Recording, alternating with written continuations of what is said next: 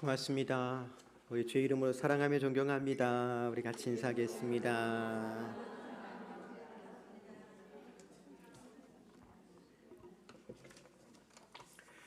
하나님의 마음이 아픈 교회라는 큰 주제를 가지고 함께 말씀을 나누고 있습니다. 한번 생각해 봅니다. 여러분 혹시 교회 없이 신앙생활이 가능할까요? 교회 없이 신앙생활이 과연 가능할까? 어떤 사람들은 가능할 것처럼 말하기도 합니다. 그래서 나온 말이 가난한 교인이란 말이래요. 거꾸로 하면 안 나가 교인. 어디를 안 나간다고요? 교회 안 나간대요. 그래도 나는 신앙인이라고 하는 겁니다. 하지만 한 번 더 생각해 보기 바랍니다. 교회가 우리 신앙생활을 위해서 그리고 우리의 구원을 이루기 위해서 절대적으로 필요한 것이 아니라면 왜 그리스도가 되시는 예수께서 교회를 세우겠다라고 하셨을까요? 왜 성경은 그리스도께서 피로 값주고 교회를 세우셨다라고 할까요? 왜 오순절 성령이 임함으로 교회가 이 땅에 세워졌을까요? 왜 사도들은 가는 곳마다 복음을 전함으로 교회를 세웠고 또 교회와 복음을 지키기 위해 자신들의 생명을 드리는 것도 마다하지 않았을까요? 또 만약 교회가 없었더라면 지난 2000년 동안 어떻게 복음이 그 생명력을 잃지 않을 수 있었으며 오늘날 우리에게 복음이 전해질 수 있었을까요? 다시 말하면 교회는 우리 신앙생활을 위해서 또 우리의 구원을 위해서 꼭 필요한 그것입니다. 그래서 그리스도가 되시는 주님은 저는 그리스도시여 살아계신 하나님의 아들입니다 라고 하는 이 사도 베드로의 고백 위에 음부의 권세가 이기지 못하는 교회를 세우시겠다라고 말씀하셨고 세우셨더랍니다. 여기서 한 번 더 생각해 봅니다. 왜 음부의 권세가 이기지 못하는 교회라고 말씀하셨을까요? 원래 음부의 권세라고 하는 말의 문자적으로의 의미는 지옥문이란 뜻입니다. 음부, 헬라어로 하데스인데요, 죽은 자들이 가는 지하 세계를 가리키는 말입니다. 문이라고 하는 헬라 말은 펠레라고 한다는데요, 단순한 문이 아니고 고대 사회에서는 모든 중요한 행정적인 처리가 심지어 재판 역시 마찬가지입니다. 성문 안에서 이루어졌기 때문에 이 문이라고 하는 그 장소가 단순한 문을 가리키는 출입의 의미가 있는 것이 아니라 모든 것을 결정짓는 장소예요. 그래서 그것을 우리가 권세라고 하는 말로 번역을 했더랍니다.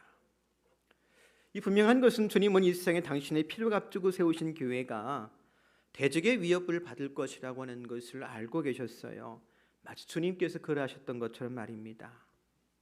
그래서 우리가 잘 알고 있는 것처럼 지난 2000년 동안 교회는 끊임없는 도전과 위협 그리고 박해를 받았습니다. 지금도 마찬가지입니다. 어쩌면 종교의 자유가 있다라고 하는 지금이 가장 교묘하게 교회를 분열하게 만들며 또 교회를 약하게 만드는 시대가 아닐까 싶어요. 그래서 어떤 이들은 마치 교회가 더 이상 필요 없다라고도 말하기도 하고 교회 없이 신앙을 지키며 구원을 이루어갈 수 있는 것처럼 생각하는 사상 혹은 주의가 만연한 시대가 된 것 같습니다. 그렇지만 여러분 전혀 그렇지 않습니다. 하나님께서 가정을 만드셨고 하나님의 가족을 불러 교회를 세우신 것은 교회를 통해 주의 나라를 이루며 하나님의 크신 경륜 가운데 우리의 구원을 온전히 이루어가기 위함인 줄로 믿습니다. 다만 여전히 구원을 이루어가고 있고 때론 죄에 넘어지기도 하는 연약한 사람들이 함께 모인 교회이다 보니까 짐짓 교회가 꼭 하나님 나라 같지 않음에 실망하는 사람도 있을 수 있을 거예요. 옳습니다. 교회가 하나님 나라를 예표하고 하나님 나라를 선포하고 또 하나님 나라를 미리 맛보고 경험하게 하는 것은 사실입니다만 그렇다고 곧 교회가 하나님 나라는 아니에요. 그래서 저와 여러분이 교회 생활하면서 교회를 섬기는 겁니다. 교회를 섬김에 있어서 하나님 마음에 합한 교회를 만들어갈 책임을 함께 나누는 거예요. 그리고 그 책임을 가리켜서 우리는 교회의 사명이라고도 말할 수가 있을 겁니다. 지난 시간 그 교회의 사명, 교회의 책임 함께 말씀 나누면서 모이는 교회라고 하는 제목을 함께 은혜를 나눴고요. 오늘은 그 두 번째 시간으로 가르치는 교회라고 하는 제목으로 함께 은혜를 나누고자 합니다.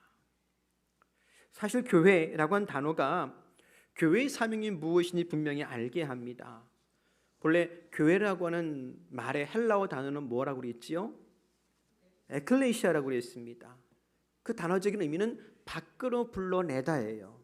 그래서 에클레시아는 본래 불러낸 사람들의 모임을 가리킵니다. 근데 1611년 영국의 제임스 왕이 영어로 성경을 번역하게 했어요. 왕이 그 당시까지만 자기 나라 말로 영어로 번역된 성경이 없었거든요. 근데 왕이 명령을 내리기를 우리말로 성경을 번역해라. 그래서 영어 성경이 최초로 번역이 됩니다. 근데 영어 성경을 번역할 때 왕이 몇 가지 특별한 주문을 했어요. 요구사항이 있었습니다. 그 가운데 하나가 뭐였냐면 헬라어 에클레시아를 콩그레스, 회중이라는 뜻입니다. 사람들의 모임이라는 뜻이거든요. 콩그레스를 번역하지 말고 건물을 나타내는 처치란 말로 번역해라 라고 요구한 거예요. 그리고 왕이 무언가를 신학자들에게 요구할 때는 아주 순진하고 순전한 의도로 요구했겠습니까? 아니면 정치적인 목적이 있었겠습니까? 네, 사실은 후자예요. 콩그레스라고 하는 말이 더 헬라어 에클레시아라는 말도 가까움에도 불구하고 콩그레스 쓰지 말고 처치란 말로 사용하자. 일반적으로 처치는 건물의 의미가 강하거든요. 그렇게 할 때는 뭔가 목적이 있었던 거예요. 이유가 있었던 거예요. 그렇게 번역된 것이 킹 제임스 버전이라는 영어 성경입니다. 유명하지요. 어떤 사람들은 그 성경만이 진리라고 고집하는 이단들도 있는데, 아무튼 그때부터 교회가 사람들의 모임이 아닌 건물의 이미지가 강화되기 시작했습니다. 그래서 오늘날도 교회 그러면 영어로 뭐라고 표현해요? 처치라고 그래요. 근데 다행히 중국에 왔던 선교사들이 한문으로 성경을 번역할 때 사당 혹은 사찰 이런 단어 대신요 중국말로 한문으로 번역할 때는 교회란 단어를 사용했어요. 선택했더랍니다. 근데 회자가 뭐예요? 모이는 회중을 가리킨단 말이에요. 교자는요 가르치는 거예요. 그래서 복음을 가르치고 배우는 모임이 뭐예요? 교회예요.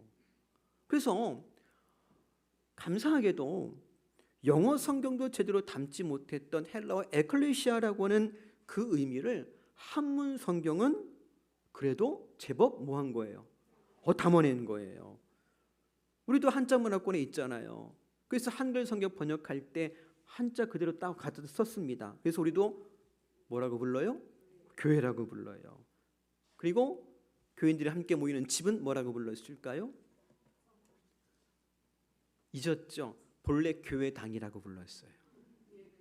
교회당. 교회당이요. 여러분, 이 교회란 이름이 의미하는 바와 같이 교회는요 모이는 사명이 있고요.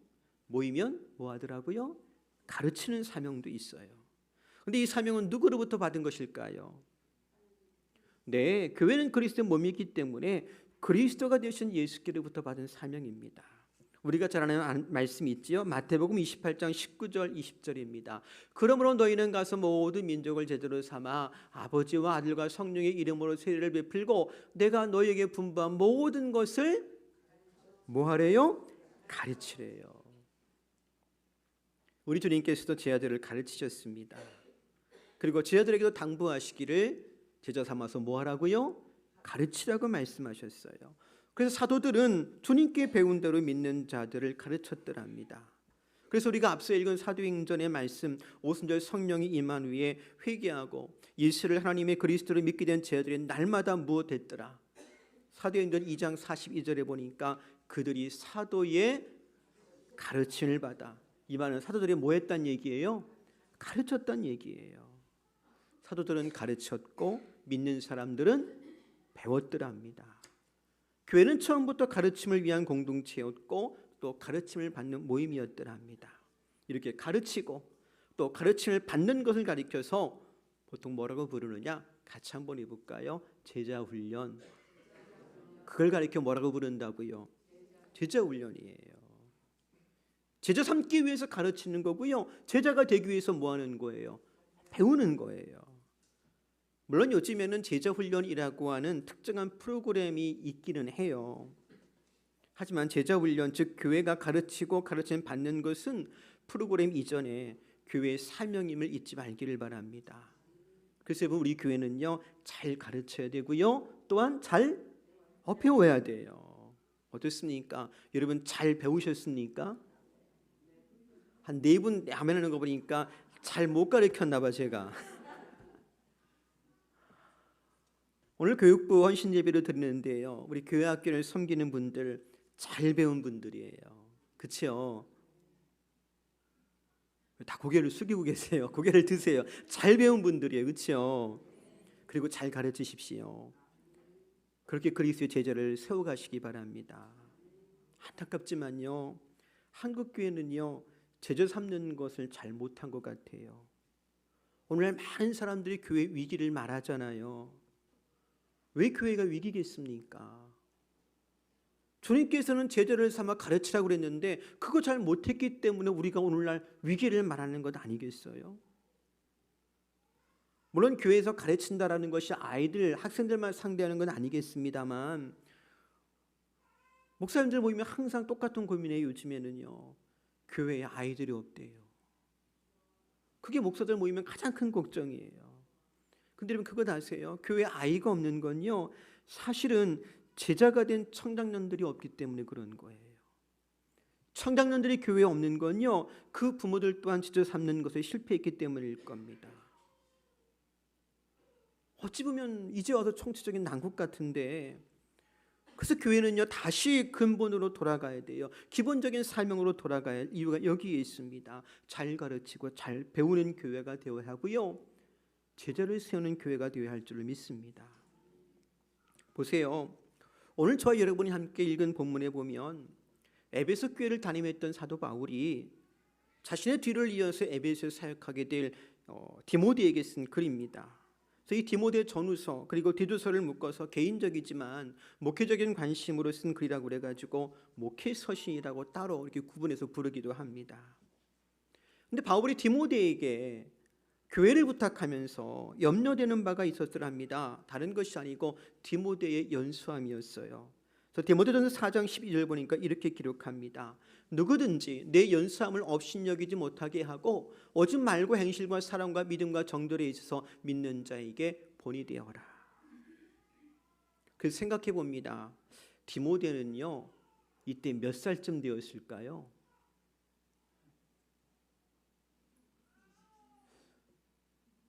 도대체 몇 살이었기에 바울은 디모데에게 연수함을 걱정하면서 이런 말을 했을까요? 성경학자들의 말을 따르면요, 이때 디모데의 나이가 30대 후반에서 40대 초반쯤 됐을 거라고 생각을 해요. 왜냐하면 디모데는 언제부터 사도 바울과 함께 동역했지요? 사도 바울의 2차 전도 여행 때부터입니다. 그때 청년이었고요, 그때 젊은이라고 불렸단 말이에요.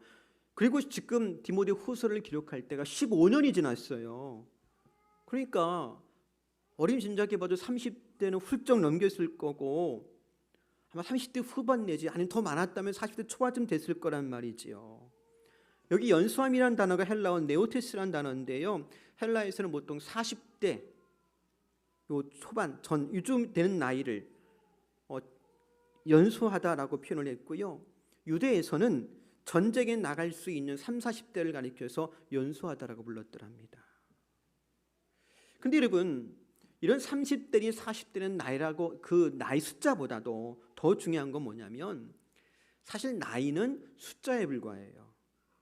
그렇죠? 빨리 아멘하세요. 나이는 숫자에 불과해요. 게다가 나이는요, 항상 상대적이에요. 제가 만 27부터 담임 목회 시작했거든요. 그래서 27년째 목회해요. 근데 저는 27년 동안 항상 젊은 목사였어요. 저는 지금도 제가 그래서 젊은 줄 착각을 해요. 우리 부목사님들하고 같은 세대인 줄로 착각하며 살아요. 저 혼자 착각입니다. 부목사님들은 저를 같은 세대로 안 볼 거예요. 근데 여러분, 나이라고 하는 것은요, 보세요.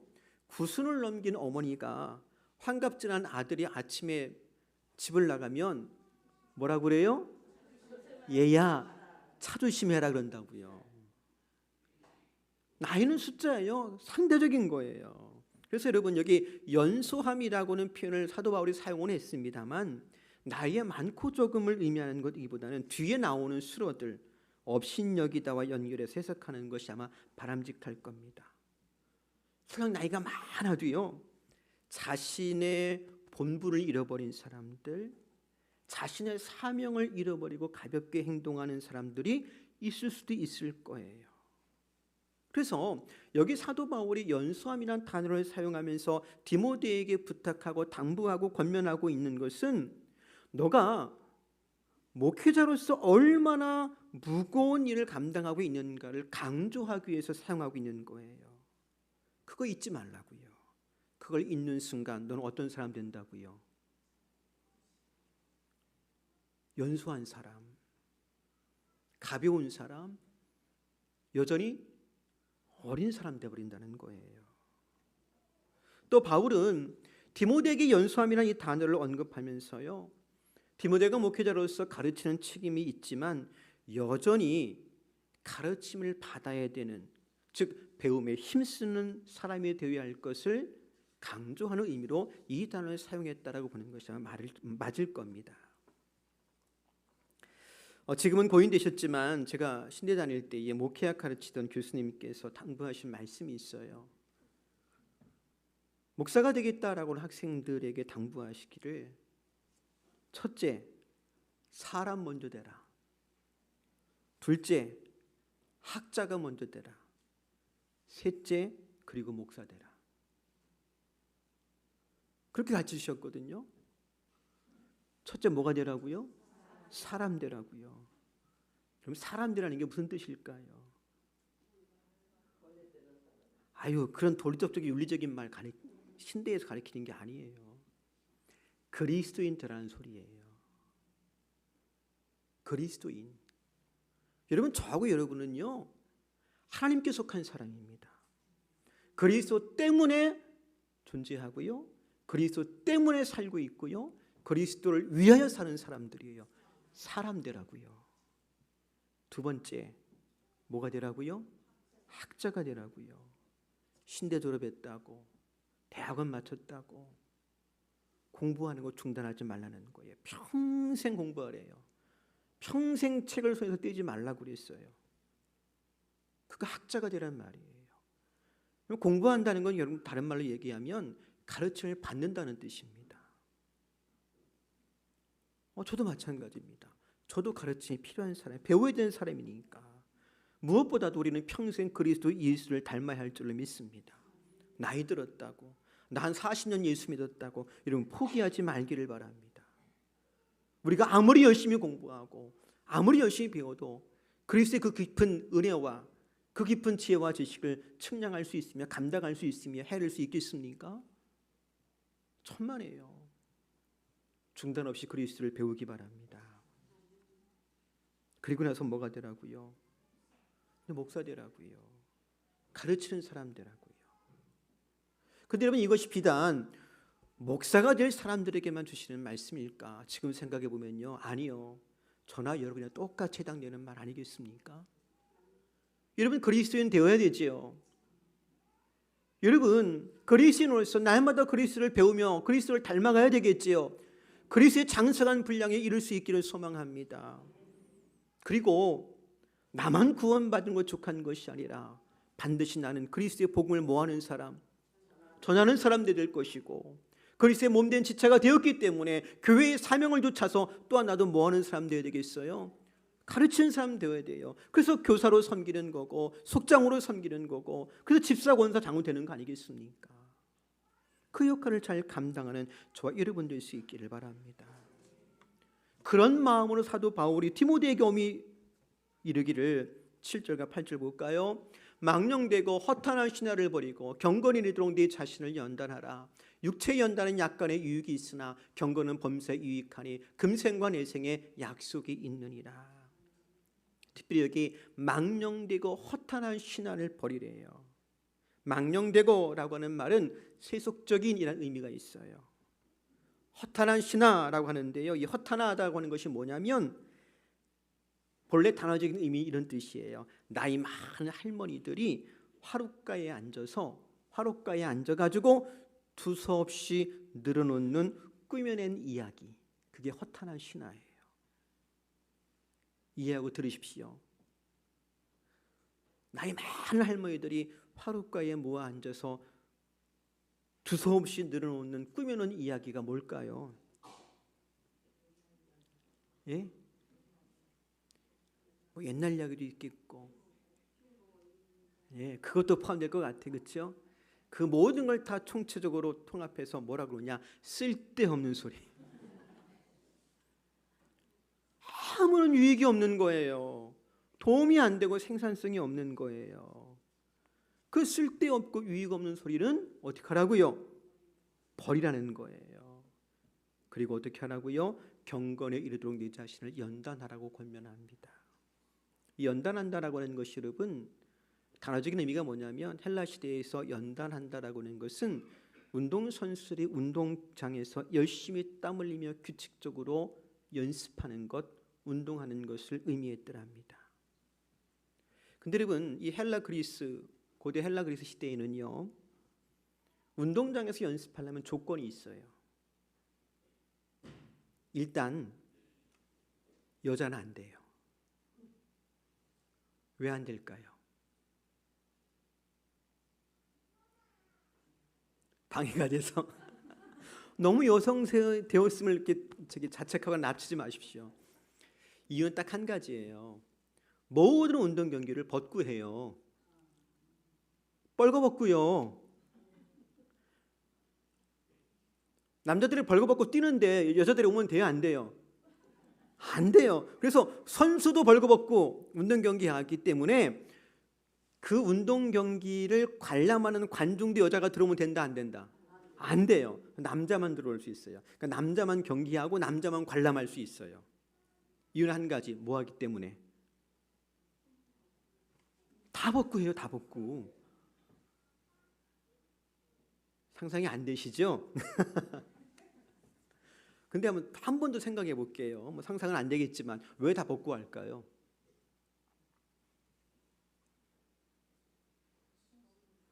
더우니까. 거추장스러우니까. 가장 첫 번째 이유는 거추장스러우니까. 그러니까 육체의 어떤 한계까지 도달하기 위해서 모든 에너지를 소비하고 사용하는데 기술을 사용하는 데 있어서 거추장스러운 건 다 어떻게 하는 거예요? 싹 제거하는 거예요. 그게 운동 경기예요. 근데 연습은 어떻게 하라고 그러죠? 실제처럼 하는 거잖아요. 그러니까 운동장에서 연습하는 사람은 또 어떻게 연습했겠어요? 벗고 연습했어요. 그러니까 연습을 하든 실제로 경기를 하든 거추장스럽고 불필요한 모든 것들 다 어떻게 하라고요? 싹 제거하고 하는 거예요. 그게 연단하는 거예요. 여러분 신앙생활도 마찬가지입니다. 경건생활에 불필요한 것은 다 버리십시오. 지금 나의 영적인 생활, 신앙생활, 경건생활에 발목을 붙잡고 있는 것이 무엇입니까? 자꾸 나로 하여금 뒷걸음치게 만드는 것이 무엇입니까? 내 영적인 진보를 가로막고 있는 것이 무엇입니까? 내가 사명을 감당해야 되는데, 내가 가르치는 책임을 감당해야 되는데 그것을 가로막고 있는 것, 뒷걸음치게 하는 것, 내 발목을 붙잡고 있는 것, 거추장스러운 것, 그건 뭡니까? 그걸 버리라는 거예요. 그러면 마치 몸에 근육이 붙는 것처럼 영적 생활에도 힘을 얻게 되어지고요, 도전을 감당하게 될 줄 믿습니다. 두 번째로 13절 말씀 보니까 이렇게 이르세요. 내가 이럴 때까지 읽는 것과 권하는 것과 가르치는 것에 뭐 하라고요? 전념하래요. 제가 운동 싫어하는 건 다 아시죠? 너무 안 움직인다 싶어가지고 하루는 제가 맘먹고 지하 주차장에 차를 주차하고서는 저희 집이 16층이거든요. 그래서 지하 2층에서부터 16층까지 걸어서 올라갔어요. 네. 뭐 상상에 맡기겠습니다. 하루하고 이틀하고 제가 일주일을 했어요. 예, 놀랄 일이죠. 뭐 제가 일주일 그렇게 했다는 건 놀랄 일이에요. 근데요, 2주는 못 하겠더라고요. 관뒀어요. 왜 관뒀을까요? 힘들었어요. 편한 게 좋더라고요. 그래서 아내가 놀려요. 고작 그거 했냐고. 그래서 그때 깨달은 게 있어요. 그래, 운동은 나 혼자 안 돼. 누가 있어야 돼? 네, 코치가 있어야 돼요. 체크하는 사람이 있어야 돼요. 바울이 디모데에게 말합니다. 읽는 것과 권하는 것과 가르치는 것에 전념해라. 다른 말로 좀 이야기하면요, 이게 무슨 얘기냐면 교회와 성도들에게 코치가 되라는 뜻이에요. 근데 여러분, 코치가 된다는 것이 그냥 되는 건 아니잖아요. 그렇죠? 어떤 사람이 코치합니까? 그렇죠? 경험 있는 사람이 아닌 거예요. 지식 있는 사람이 아닌 거예요. 앞서간 사람이 하는 거예요. 15절 16절 봅니다. 이 모든 일에 전심전력하여 너의 성숙함을 모든 사람에게 나타내게 하라. 네가 네 자신과 가르침을 살펴 이 일을 계속하라. 이것을 행함으로 네 자신과 내게 듣는 자를 구원하리라. 여기 성숙함이라는 단어가 나오는데요, 예전 성경에는 이 단어를 진보란 말로 번역을 했어요. 프로코페라는 단어인데요, 이게 군대 용어입니다. 군인들이 적지를 향해서 나아갈 때 길을 막는 장애물이 있으면 그 장애물을 다 제거하는 거예요. 앞길을 개척하며 나가는 거예요. 그게 진보예요. 그게 성숙함이에요. 그렇습니다. 신앙인은요, 성도는요, 신앙 성장에 있어서 정체되면 된다, 안 된다? 안 되는 거예요. 어제보다 오늘 더 예수님 닮아가야 돼요. 할 수 있다면 여러분, 우리가 눈에 보이는 변화가 있기를 소망합니다. 나 자신뿐만 아니라 나를 지켜보는 이웃까지 구원의 길로 인도할 수 있기를 바랍니다. 미국에 한창 성장하는 교회로 이름을 알렸던 세들백 교회 예권의 목사님이요, 성도들의 성장을 뭐에 비유했었냐면 야구에 비유했어요. 예수 믿는 것, 소위 안타 치는 것과 같대요. 여러분, 프로 선수가 경기에 나가서 10번 나가서 3번 치면 몇 할 타자예요? 3할 타자죠. 그러면 아주 우수한 선수입니다. 예수 믿고 어떤 사람이 복음을 듣고 예수 믿는다라고 하는 것은 여러분 정말 열에 한두 명 있을까 말까 한 굉장히 정말 희귀한 일이잖아요. 근데 예수 믿는다고 그냥 그것을 끝이는 것이 아니고 일루, 멤버십이에요. 일루까지 갔어요. 거기 머물면 돼요, 안 돼요? 안 돼요. 점수 안 나요. 2루로 가야 돼요. 2루가 뭐냐? 성숙이라는 거예요. 성장해야 된다는 거예요. 2루에서 또 어디로 가야 된다고요? 3루로 가요. 사역을 감당해내는 거예요. 그리고 어디로 돌아오더라고? 홈, 선교하는 거예요. 그제야 점수를 내는 거예요. 이걸 교인의 성장에 비유했어요. 그래서 교인은 끊임없이 영적으로 달른지하는 것처럼 안타 치고 나가는 것처럼 계속 어떻게 성장해야 된다는 거죠. 그게 승패를 결정짓더라는 겁니다. 여러분, 우리 교회도 성장을 멈추지 않을 러닝 베이스 공동체가 될 수 있기를 소망합니다. 머무르지 아니하고 계속해서 성장함으로 말미암아서 그리스도의 도를 실천하는 복 있는 교회가 될 수 있기를 주의 이름으로 축복합니다. 말씀을 정리합니다. 신앙은요, 상태가 아니고요, 과정이에요. 많은 성도들이 그냥 예수 믿고 구원받은 것으로 과정이 끝났다라고 오해할지도 모르겠습니다만, 예수님 3년 공생의 기간 동안 제자들을 가르치는 제자훈련에 힘드셨더랍니다. 예수님께서 가르치기를 원하셨던 사실 기억하면서 우리의 목표도요, 약간의 유익이 있는 것이 아니라 금생과 내생의 약속과 살아계신 하나님께 두는 것을 명심하여서 바울이 디모데에게 이야기했던 것처럼 믿음의 진보를 이뤄가는 성도의 교회가 될 수 있기를 바랍니다. 사랑하는 성도 여러분, 우리 교회는 잘 배움으로 그리스도의 제자가 되어지고 잘 가르침으로 그리스도의 제자를 세우는 교회가 되기를 다시 한번 주의 이름으로 축복합니다. 기도하겠습니다. 살아계신 하나님, 우리를 제자로 불러주시니 고맙습니다.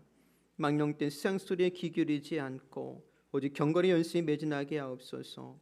우리의 성장이 이웃에게 기쁨이 되게 하시고 주님 앞에 서는 날 영원한 약속을 받는 주인공 되게 하옵소서. 예수님의 이름으로 기도합니다. 아멘.